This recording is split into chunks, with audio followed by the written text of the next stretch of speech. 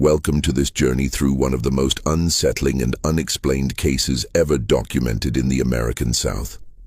Before we begin, I invite you to leave in the comments where you're watching from and the exact time at which you're listening to this narration. We are interested to know how far these documented accounts reach and at what moments of day or night they find their listeners. In the summer of 1844, something began in Vicksburg, Mississippi, that would challenge everything the wealthy landowners of the region believed about the world, about human nature, and about the boundaries between the natural and the supernatural. It started with whispers among field hands and house servants, spread to the offices of physicians and clergymen, and eventually reached the highest circles of Mississippi society, where it would remain a closely guarded secret for more than a century. The story centers on two young women who would become known as Dahlia and Lily, twin sisters whose very existence seemed to defy the natural order. Born from the same womb, yet appearing as opposites, night and day made flesh. Dahlia possessed skin described in auction records as dark as Mississippi soil after rain, with eyes that seemed to hold depths no human gaze should contain. Lily, her twin, was afflicted, or perhaps blessed, with a condition the medical men of the era called leucism, her skin pale as moonlight, her hair white as cotton blossoms, her eyes a peculiar pale amber that seemed to shift color depending on the light. Together they formed a duality that observers found profoundly disturbing. Not because of their contrasting appearances alone, though that was remarkable enough, but because of something in their presence, in the synchronized way they moved, in the identical intensity of their gazes, that suggested they were not truly two separate beings, but rather two manifestations of a single incomprehensible entity. This is not a story of romance or desire in any conventional sense. This is a chronicle of fear, obsession, and inexplicable phenomena that surrounded two women whose very existence seemed to mock the rigid racial categories upon which Southern society was built. What you are about to hear has been pieced together from plantation records, medical journals, church documents, and personal diaries that remained hidden in private collections until recently. The first documented reference to the twins appears in the ledger of the Riverside Auction House in Natchez, Mississippi, dated June 14, 1844. The entry is unusual in several respects. Unlike typical slave auction records, which provided detailed physical descriptions to establish value, this entry contains only a brief notation. Twin females, approximately 20 years of age, one negress of pure complexion, one afflicted with white condition, origin unknown, sold as single lot to intermediary for Belmont interests. Price withheld from public record. The selling price, when it was finally discovered in private Belmont family papers in 1967, was staggering, $18,000, at a time when a strong field hand might sell for $1,500, and even the most accomplished house servant rarely exceeded $3,000. What made these particular women worth such an extraordinary sum? Reverend Samuel Hutchins, a Methodist minister who happened to be in Natchez that June day, recorded his impressions in a journal that would not be made public until his great-granddaughter donated it to the Mississippi Historical Society in 1952. He wrote, "I have witnessed many unfortunate souls sold into bondage, a practice I find increasingly difficult to reconcile with Christian teaching. But today I saw something that troubled me in an entirely different manner. The twin women on the block stood side by side, holding hands, creating a visual contrast so stark it seemed almost supernatural. One dark as night, one pale as death itself, yet their faces were identical in every feature. They did not weep or plead as so many do. They simply stood, with a composure that seemed almost otherworldly, and observed the crowd with eyes that appeared to see far more than they should. What disturbed me most was that they moved in perfect synchronization, as though connected by invisible threads. When one breathed, the other breathed. When one turned her head, the other mirrored the movement exactly. The Belmont family was among the most powerful in Mississippi. They controlled 3 massive plantations totaling more than 15,000 acres, held significant political influence in both state and national Democratic Party circles, and maintained business connections throughout the South and into New York banking houses. Whatever motivated them to pay such an unprecedented sum for the twins, it was not a casual whim. Unlike every other enslaved person purchased by the Belmont interests that year, Dahlia and Lily were not sent to work in the cotton fields or even the main household staff.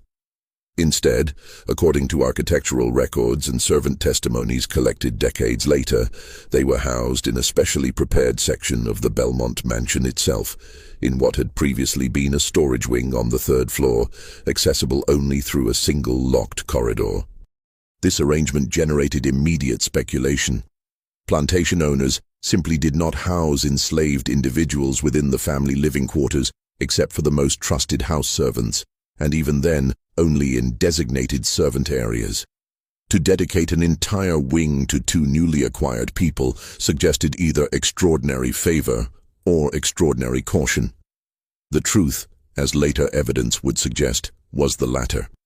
The Belmont family was not indulging the twins. They were containing them. The first indication that something was profoundly wrong came in August 1844, barely 2 months after the twins' arrival. Dr. William Ashford, the family physician who maintained detailed records of all medical matters concerning the Belmont household, was summoned to examine injuries both sisters had sustained. His report, preserved in the archives of the Vicksburg Medical Society, contains observations that he clearly struggled to explain. I was called to attend to lacerations on the left forearms of both females known as Dahlia and Lily. The wounds appeared identical in location, depth, and length, which was peculiar given that they had supposedly been injured in separate incidents. More remarkable still, based on the initial report from Mrs. Belmont's housekeeper, the wounds were approximately 48 hours old. However, upon examination, I found the injuries had healed to a degree that would typically require at least 7 to 10 days. The scar tissue was mature, the inflammation entirely absent, and both subjects reported no pain or limited mobility. Dr. Ashford's report continued with increasingly disturbed observations. What troubles me most is not merely the accelerated healing, but the absolute symmetry between the 2 subjects. When I examined Dahlia's pulse, it measured approximately 48 beats per minute. Lily's pulse, measured simultaneously by my assistant, was exactly the same, and more remarkably, the beats occurred in perfect synchronization, as though both hearts were controlled by a single mechanism. When I tested their reflexes, responses occurred at precisely the same instant in both subjects. I attempted to engage them in separate examinations, placing them in different rooms, but both became severely agitated, exhibiting rapid breathing and signs of distress until they were reunited. The doctor's final observation revealed his deep unease. I must note, though it seems improper to record such a subjective impression in a medical document, that I found the subject's presence profoundly unsettling. The effect of their dual gaze, one from eyes dark as night, one from eyes pale as milk, was deeply disturbing. I left the Belmont residence with an inexplicable sense of unease that persisted for several days. The enslaved community in Vicksburg developed its own understanding of the twins, passed through whispered conversations in quarters and during the brief periods of communal gathering permitted on Sundays. An elderly woman named Claudia, interviewed in 1932 when she was 97 years old, recalled her time as a house servant on a plantation neighboring the Belmont estate. She said, "We knew not to speak their names where white folks could hear, but among ourselves we called them the night and day flowers, because one bloomed in darkness and one in light. But they was the same flower split in 2. The old women said they wasn't altogether of this world. Said something had touched their mama before they was born, something that marked them for a purpose we couldn't understand. The dogs knew it. Dogs always know. They would whimper and hide when the twins came near. Even the meanest fighting dogs would tuck tail and look away. But here's the strange part. The dogs couldn't decide which one scared them more. They'd look at the dark one and whine, then look at the pale one and shake. Another account, recorded in 1928 from a man named Isaiah, who had been enslaved on the Belmont property, provided additional details. Miss Dahlia and Miss Lily, they never worked a day that I saw. They kept them up in that east wing, and sometimes you'd see them at the window, always standing together, always touching, like they couldn't bear to be separated even by an inch. But it was the smell that told you when they'd been somewhere. Two smells, actually, coming together. One sweet like night-blooming flowers, dark and heavy. The other, light and clean, like magnolia in the morning. But when those two smells mixed together, it made something else entirely. Something that turned your stomach while it drew you in. The phenomenon of the dual scent appears in numerous accounts from various sources. In September 1844, Judge Marcus Bellamy, a circuit court judge and close associate of the Belmont family, recorded in his private diary, attended dinner at the Belmont residence. Throughout the evening, I was aware of unusual fragrances, seemingly coming from different parts of the house simultaneously. One was sweet and floral, dark and intoxicating, while the other was lighter, almost ethereal. As the night progressed, these scents seemed to merge and intensify. When I mentioned it to Charles Belmont, he became noticeably uncomfortable and changed the subject. By the autumn of 1844, the situation at the Belmont mansion had apparently become serious enough to warrant outside intervention. This is when the family made the fateful decision to involve the church, specifically requesting the assessment of Reverend Thaddeus Price, a Baptist minister known for his stern moral views and his reputation for spiritual discernment. Reverend Price's encounter with the twins is documented in fragments of his own diary that survived despite his later attempts to destroy his papers. The entry is dated November 3, 1844. I was summoned to the Belmont estate to provide spiritual counsel regarding a matter they described as delicate. Upon arrival, I was taken to the third-floor east wing, to a suite of rooms where I was introduced to the twin women known as Dahlia and Lily. They sat together on a settee, holding hands, their fingers intertwined in a manner that seemed almost ritualistic. The contrast between them was stark. One possessed of the darkest complexion I have ever observed, rich and seemingly luminous. The other so pale she appeared almost translucent, like a ghost or spirit made flesh. Yet their faces were identical in every feature, mirror images that somehow emphasized rather than diminished their opposition. The diary continues. What disturbed me most was the sensation I experienced when both turned their gazes upon me simultaneously. One pair of eyes dark and fathomless, one pair pale and penetrating, but both looking at me with the exact same expression, the exact same intensity. I had the most peculiar sensation, as though their dual gaze was reaching into my mind from two directions at once, extracting memories that I had long buried. I thought of my brother, dead these 20 years, and of the circumstances of his passing. I thought of words I had spoken in anger to my wife, words I had never confessed to anyone. All of this rushed through my consciousness in the space of seconds, and I had the terrible suspicion that they were aware of every thought, that together they were reading my soul like a book open before them. The entry grows more disturbed.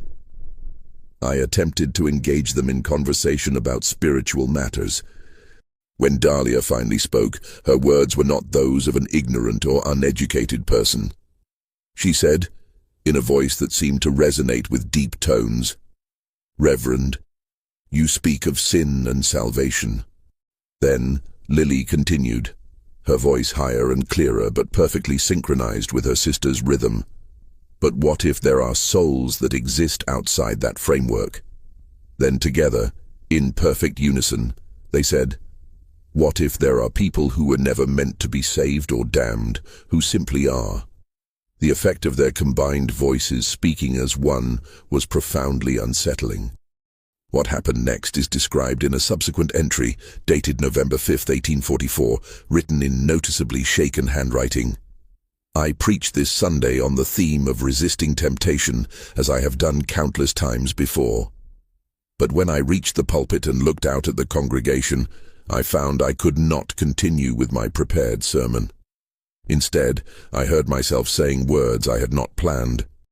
I said, "Do not fight against the temptation, for it is already among us, walking in two forms, speaking with two mouths, seeing with four eyes." The congregation sat in stunned silence. I cannot explain what came over me.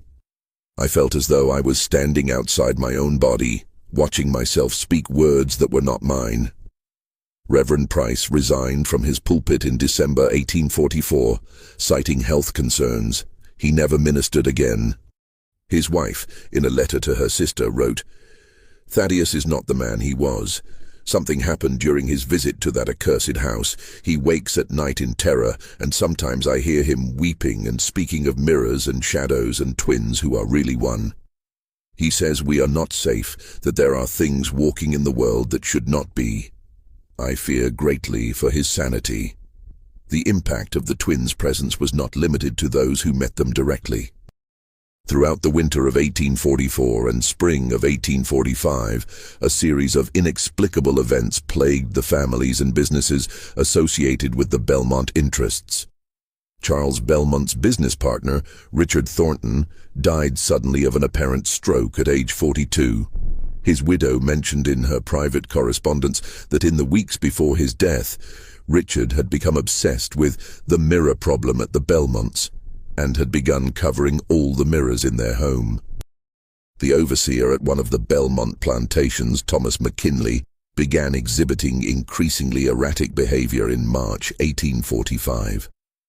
According to testimony from other plantation employees, McKinley claimed he could hear two voices speaking in harmony at night, singing words in a language he did not recognize. He told his wife that he had seen the twins standing at the edge of the cotton fields at dusk, though the Belmont family insisted they never left their third-floor rooms. On May 3, 1845, Thomas McKinley was found dead in his quarters from what was ruled a heart attack. His final journal entry contained only a single sentence written and rewritten dozens of times. "They are not two, they are not two, they are not two." Most disturbing was the case of James Belmont, Charles's younger brother, who managed the family's cotton gin operations. In April 1845, James became convinced that the twins were somehow responsible for a series of mechanical failures. He told his wife that he had seen them standing in the doorway of the facility one evening, and as he watched, they had stepped toward each other, and their silhouettes had overlapped, creating a shadow that was neither wholly dark nor wholly light. 2 weeks later, James Belmont was discovered in his office with his service pistol beside him, dead from a self-inflicted gunshot wound.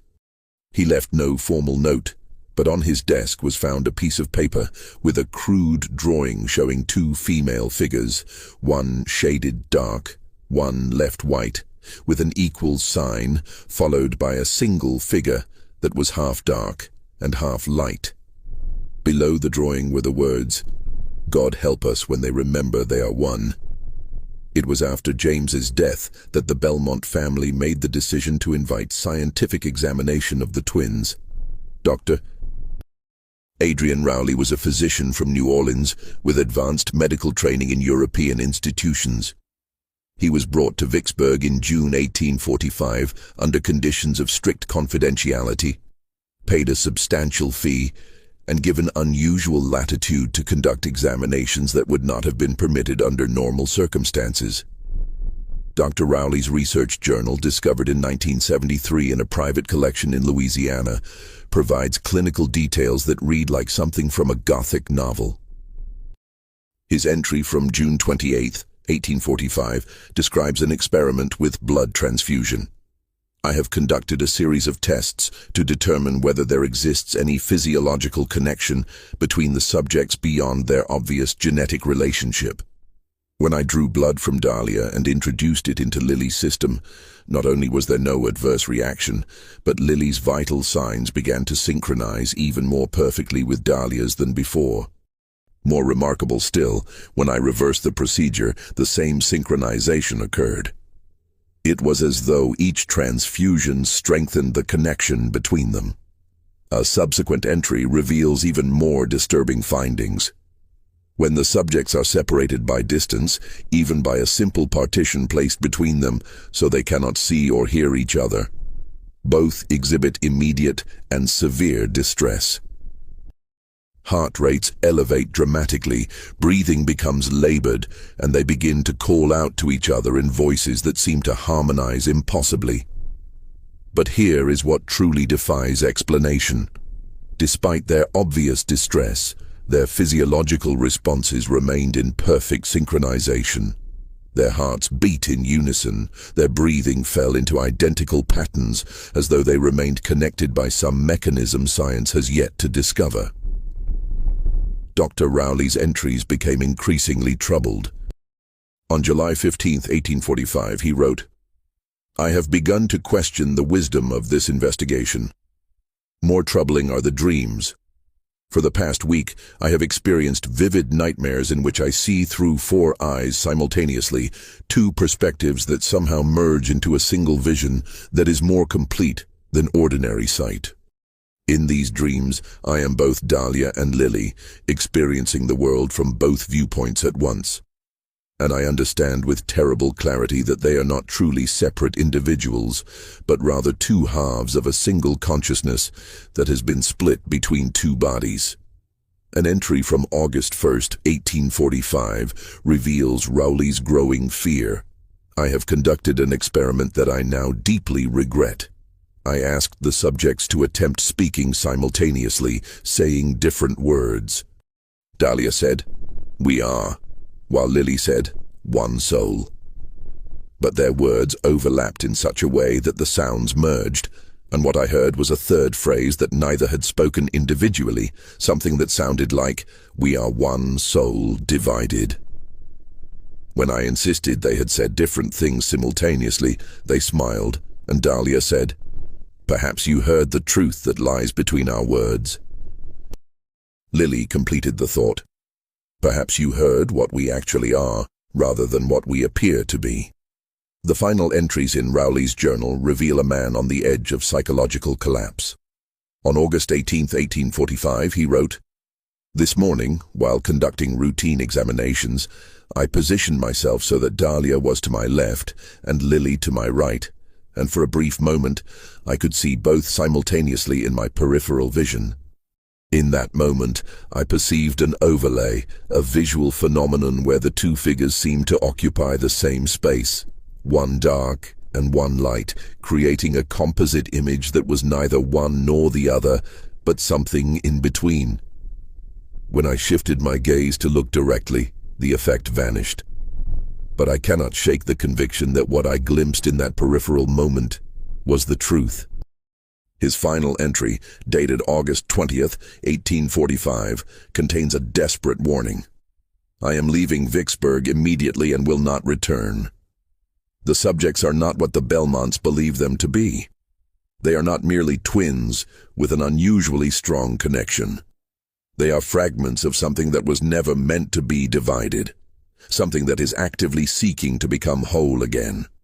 I strongly advise that they be kept separated at all times, that they never be allowed to touch for extended periods, and that under no circumstances should they be allowed to see their own reflections together in a single mirror.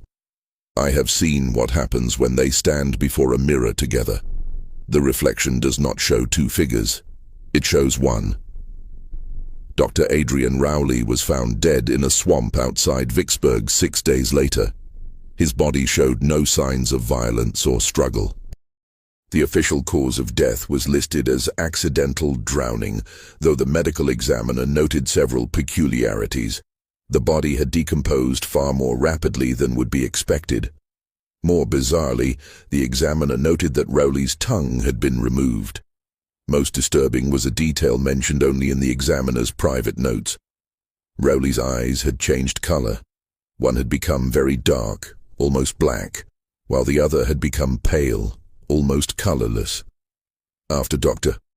Rowley's death, the Belmont family's approach to the twins changed dramatically. New rules were implemented with strict enforcement.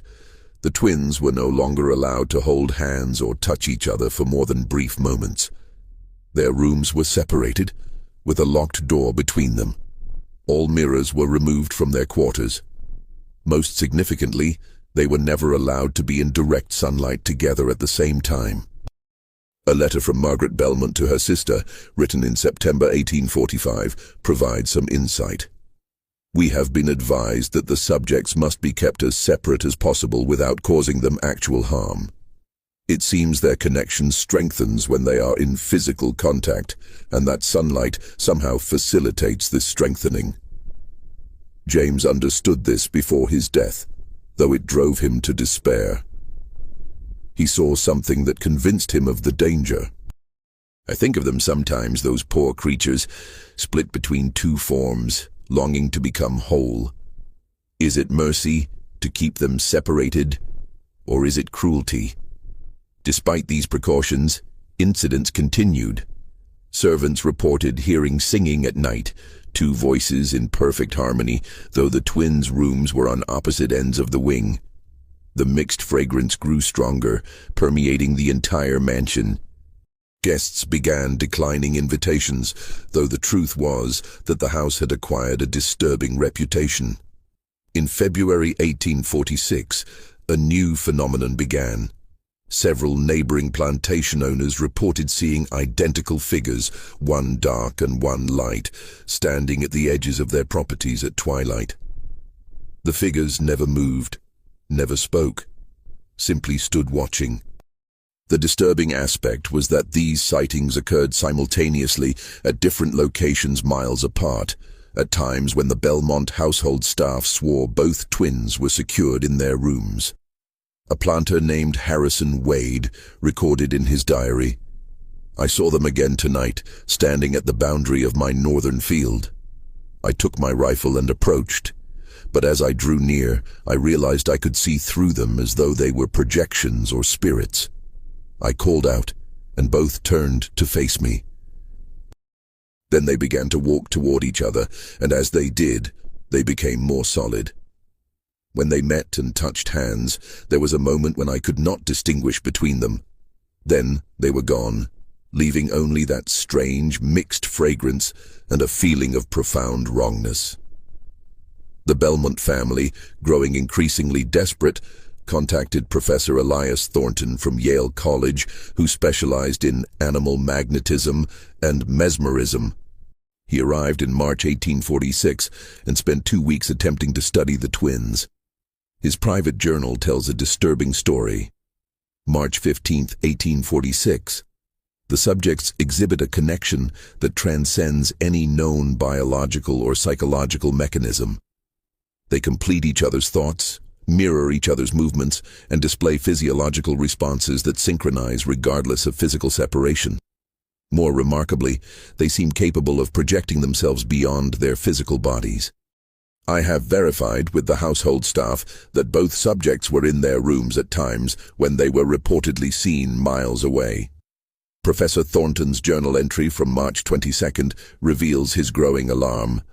I have begun to dream their dreams, vivid visions of a time before their birth, of a single soul being torn in half, of darkness and light separating into distinct forms, of a terrible loneliness that can only be assuaged by reunification.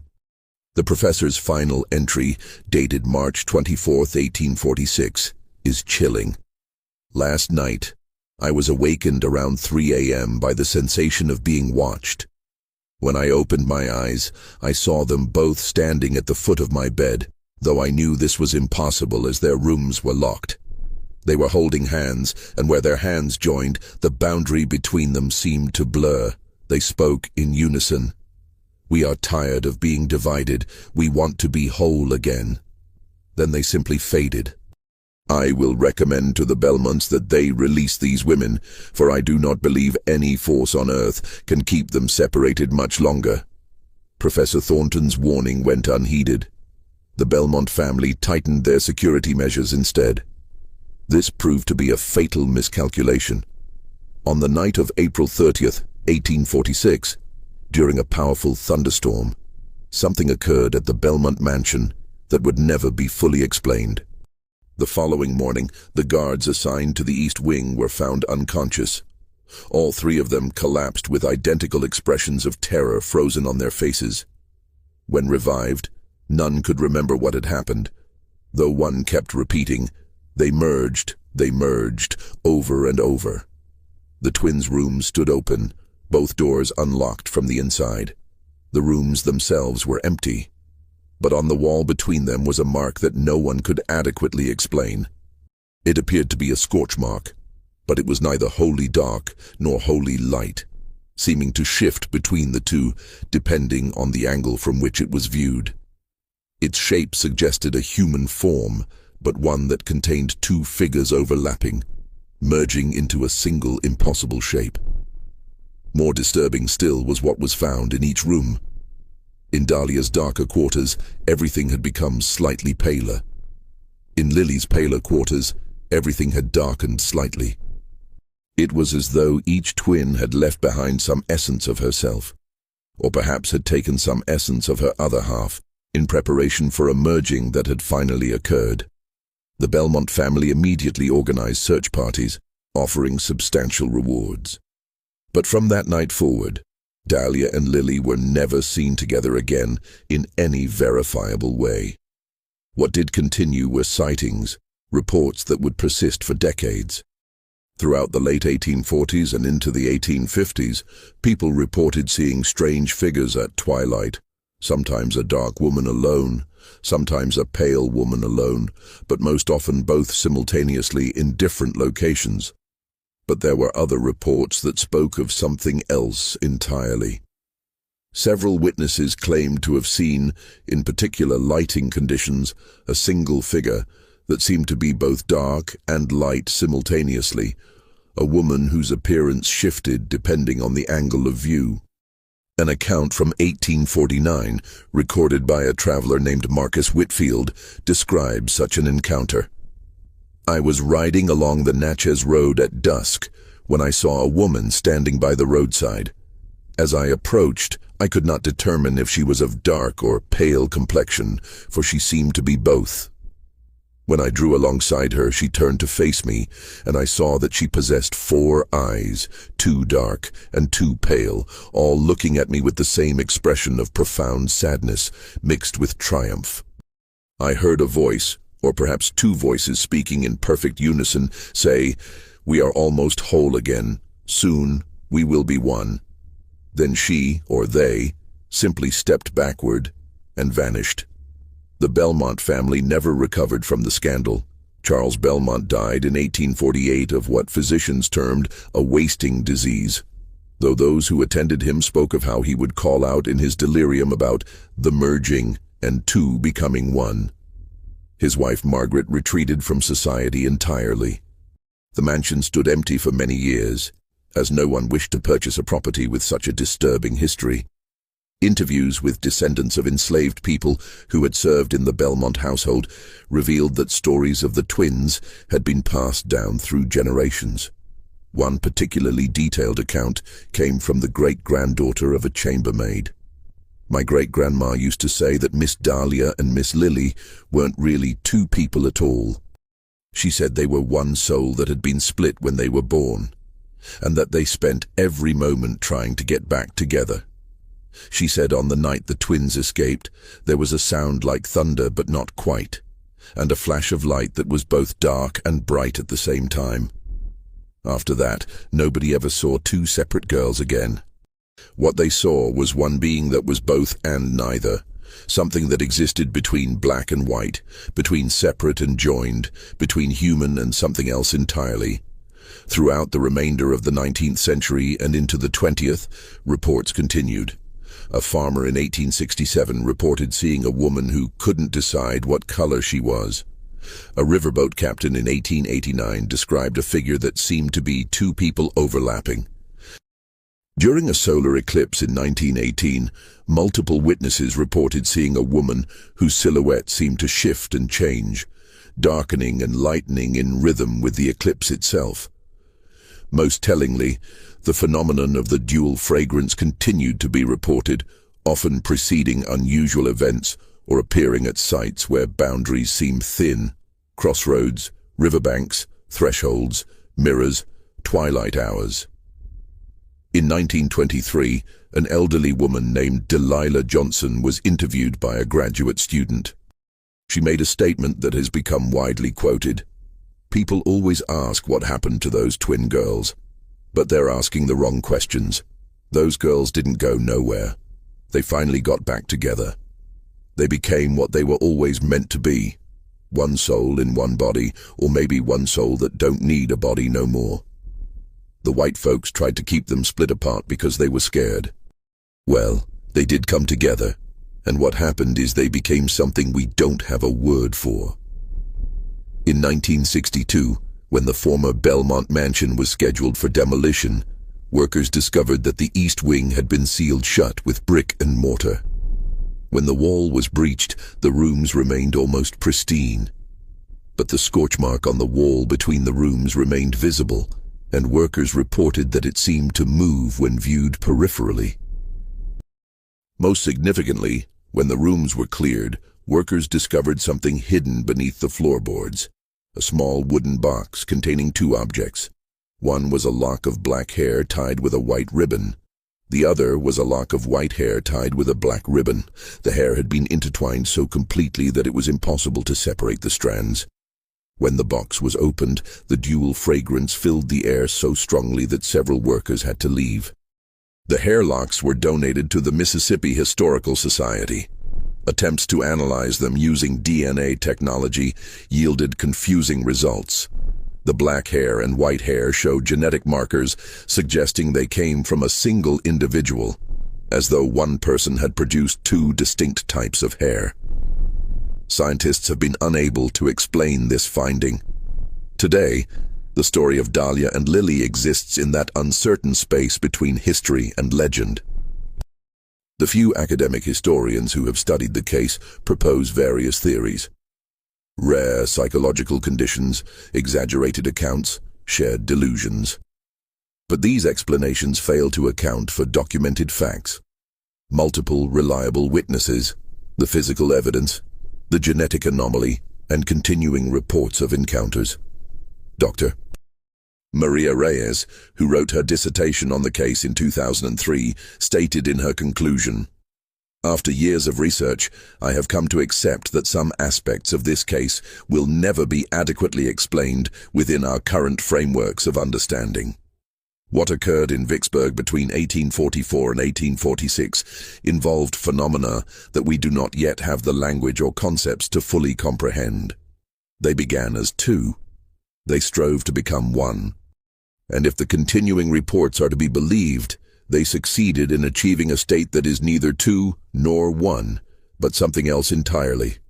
To this day, people in Mississippi claim to encounter what they call the Twilight Woman, or the Sister Soul, a figure seen at dusk or dawn, at crossroads and thresholds, a being that seems to be both dark and light, both one and two. These accounts are easily dismissed as folklore. But then there is the scent. Multiple people, many with no knowledge of the historical case, report encountering a strange mixed fragrance. Dark, heavy flowers combined with light, ethereal blossoms.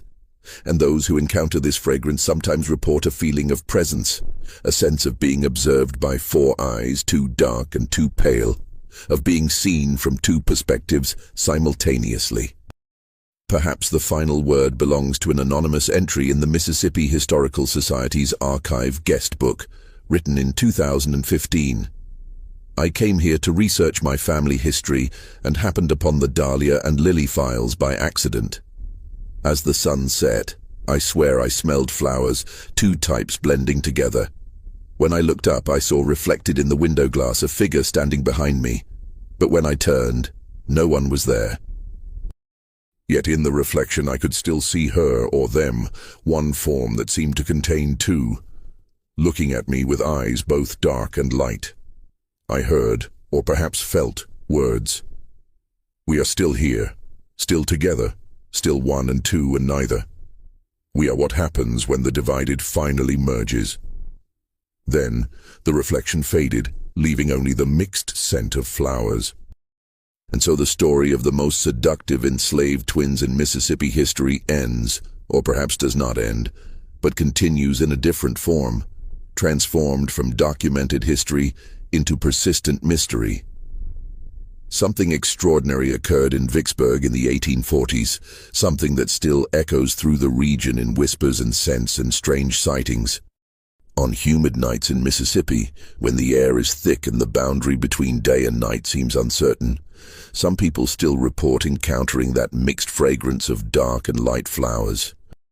And those who know the story will whisper a prayer or blessing, acknowledging the presence of something that was divided but refused to remain separate, something that fought its way back to wholeness, something that exists now in that liminal space between one and two, between present and absent, between the natural and the supernatural.